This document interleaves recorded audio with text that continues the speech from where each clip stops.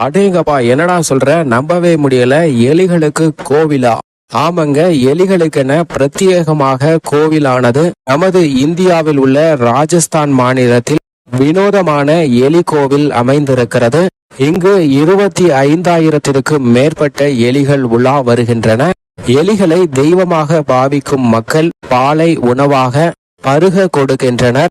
நம்ம தலை இல்லங்க, பட்டமே வேணான்னு சொன்ன அஜித் குமார் உங்களுக்கு பிடிக்கும்னா நம்ம சேனலை சப்ஸ்கிரைப் பண்ணிக்கோங்க. ரொம்ப பிடிக்கும் அப்படின்னா ஒரு லைக்கை தட்டி விடுங்க. எத்தனை பேருக்கு பிடிக்குதுன்னு பார்ப்போம். இந்த கோவிலில் வெள்ளை எலிகளும் அங்கங்கே காட்சி கொடுப்பது உண்டு. அவைகளை புனிதத்தின் சாட்சியாக மக்கள் கருதுகின்றார்கள். இங்கு 25,000 மேற்பட்ட எலிகள் உலா வருகின்றன.